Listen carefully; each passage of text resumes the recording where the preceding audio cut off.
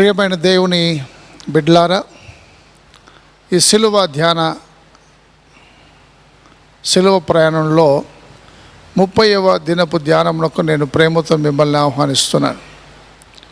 ఈ 30వ దినము ధ్యానించడానికి ఏర్పాటు చేసుకున్న అంశము ద గ్రేటెస్ట్ కమాండ్మెంట్, ఆజ్ఞల్లో ప్రధానమైన ఆజ్ఞ. ప్రార్థన చేసుకుందాం.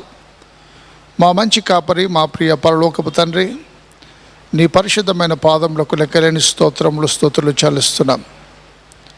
ఆజ్ఞల్లో ప్రధానమైనది ఏది అని వాక్యమందు నీవు తెలియజేసిన సత్యాన్ని మేము గ్రహిస్తూ ఉండగా నీ పరిశుద్ధాత్మను మాకు తోడుగా ఉంచుమని, వాక్యం వినుచున్న బిడ్డలందరినీ దీవించి నీ ప్రత్యేకమైన దీవెనలు, ఆశీర్వాదములు కుమ్మరించుమని మా ప్రభువును రక్షకుడు నాయన యేసు ప్రభు యొక్క శ్రేష్టమైన నామమున ప్రార్థించి వేడుచున్నాము తండ్రి, ఆమెన్.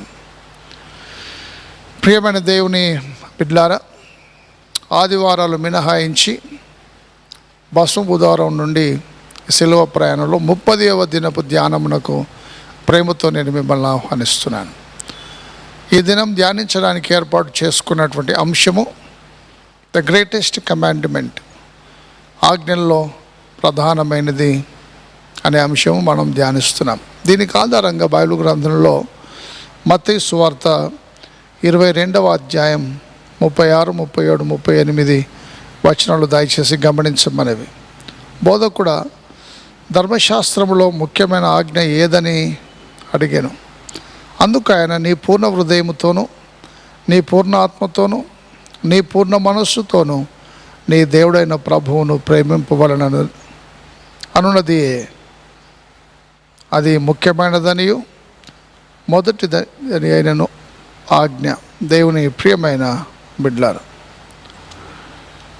ఆజ్ఞల్లో ప్రధానమైనది ఏది అని ఆయన అడిగినప్పుడు ప్రభు చెప్తున్నాడు, నీవు నీ పూర్ణ హృదయముతోనూ, నీ పూర్ణ ఆత్మతోనూ, నీ పూర్ణ మనస్సుతోనూ నీ దేవుడని యెహోవాను ప్రేమించాలి. ఇది ప్రధానమైన ఆజ్ఞ. మరి మోషేకు దేవుడిచ్చినటువంటి 10 ఆజ్ఞల్లో ఇది లేదే అని మనం అనేక సార్లు సందేహపడుతూ ఉండవచ్చు. మోషే సినాయి పర్వతం మీద దేవుడు మోషేకి ఇచ్చినటువంటి 10 ఆజ్ఞల్లో మొదటి 4 ఆజ్ఞలు మనం గమనిస్తే, ఈ ఒకే ఆజ్ఞలో ఈ 4 ఆజ్ఞలు ఇమిడింపబడి ఉన్నవని నేను మీకు జ్ఞాపకం చేస్తున్నాను. ఎట్లనగా, మోషేకి ఇచ్చినటువంటి 10 ఆజ్ఞల్లో మొట్టమొదటి ఆజ్ఞ, నీ దేవుడైన యెహోవాను నేను తప్ప వేరొక దేవుడు ఉండకూడదు. 2వ ఆజ్ఞ, దేని రూపమునైనను విగ్రహమునైనను నీవు చేసుకొనకూడదు, వాటికి సాగిలపడకూడదు, వాటిని పూజింపకూడదు. 3వ ఆజ్ఞ, నీ దేవుడైన యెహోవా నామమును వ్యర్థముగా ఉచ్చరింపకూడదు. 4వ ఆజ్ఞ, విశ్రాంతి దినము పరిశుద్ధమైనదిగా ఆచరించుటకు జ్ఞాపకం ఉంచుకొనము. ఈ 4 ఆజ్ఞలు ఒకే ఆజ్ఞలో ఇమిడి ఉన్నవి అని ప్రభువు మనకు తెలియజేస్తున్నాడు. ఆజ్ఞల్లో ప్రధానమైన ఆజ్ఞ ఏది అనగా, నీవు నీ పూర్ణ హృదయముతోనూ, నీ పూర్ణ శక్తితోనూ, నీ పూర్ణ బలముతోనూ నీ దేవుడిని యెహోవాను సేవించాలి. పూర్ణ హృదయముతో, పూర్ణ ఆత్మతో, పూర్ణ శక్తితో నీవు దేవుని సేవించిన ఎడల ఈ 4 ఆజ్ఞలు అందులోనే ఒకే ఆజ్ఞలో ఇమిడి ఉన్నవి. నీ దేవుడైన యెహోవా పూర్ణ హృదయముతో ఆయన సేవించినప్పుడు నీ దేవుడైన యెహోవా ఒక్కడే. పూర్ణ హృదయముతో నీవు ఆయన సేవించినప్పుడు ఆయన తప్ప వేరే దేవుడు ఉండడు. మనం వేటికి సాగిలపడము, మొక్కము. నీ పూర్ణ హృదయంతో, పూర్ణ శక్తి, పూర్ణ బలముతో నీవు ఆయన సేవించినప్పుడు ఆయన నామము వ్యర్థముగా అసలే ఉచ్చరింపము. పూర్ణ శక్తితో, పూర్ణ బలముతో, పూర్ణ హృదయంతో ఆయన సేవించినప్పుడు విశ్రాంతి దినము పరిశుద్ధమైందిగా మనం ఆచరిస్తాం.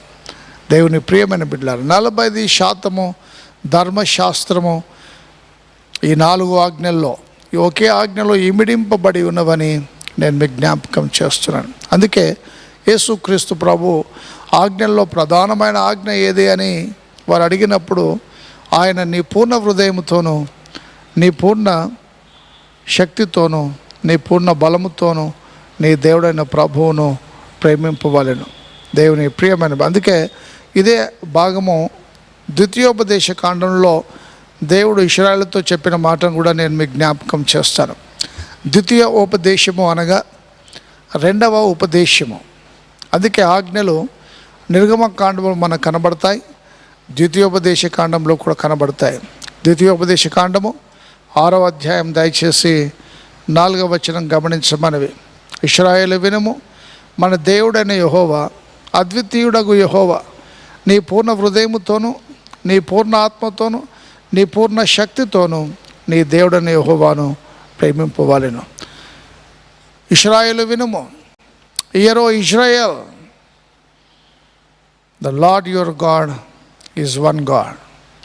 నీ దేవుడైన యెహోవా అద్వితీయుడు అనగా ద్వితీయము లేనటువంటి వాడు, ద్వితీయము లేనటువంటి దేవుడు.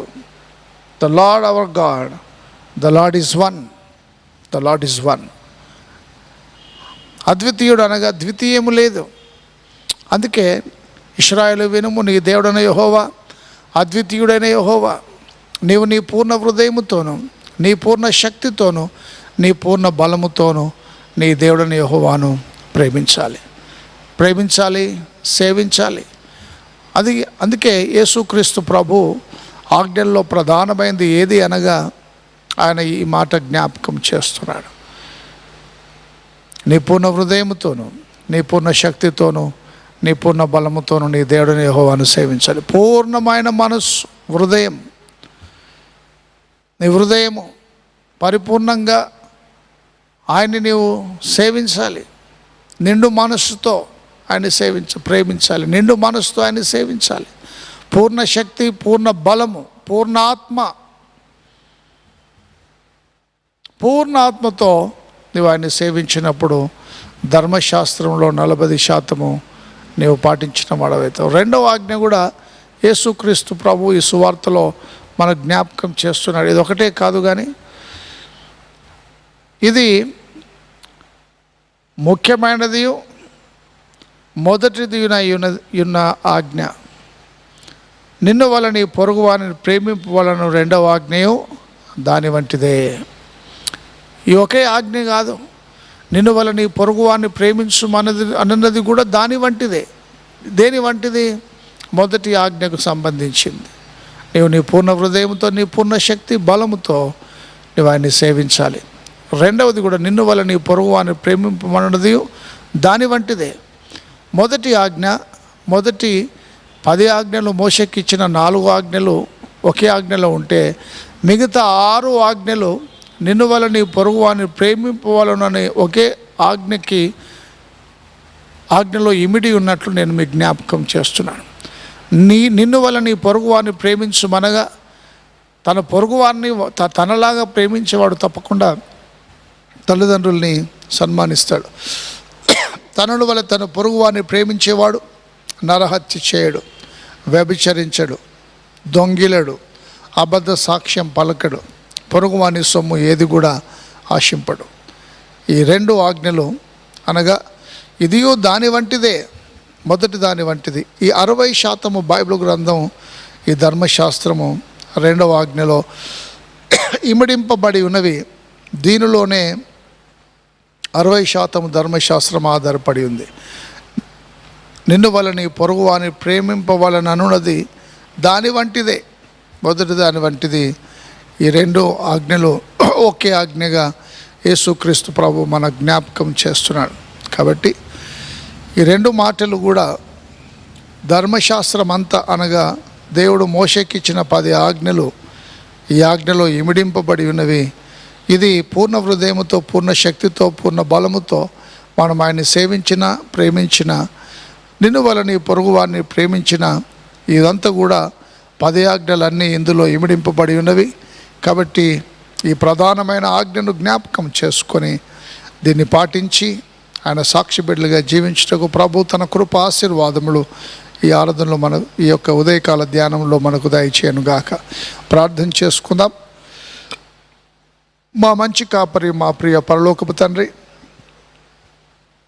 నీవు నీ పూర్ణ హృదయముతో, నీ పూర్ణ ఆత్మతో, నీ పూర్ణ శక్తితో, బలముతో నీ దేవుడిని యెహోవాను సేవించాలి. నిన్ను వల్ల నీ పొరుగువాన్ని ప్రేమించుటయు దాని వంటిదే అని సెలవిచ్చి ఉన్నావు. ఇంతకంటే ముఖ్యమైన ఆజ్ఞ మరేదీ లేదు. వీటిని పాటించడం ద్వారా మా జీవితాల్ని ఆశీర్వదించి బలపరచమని యేసు నామమున ప్రార్థిస్తున్నాము తండ్రి. ఆమేన్.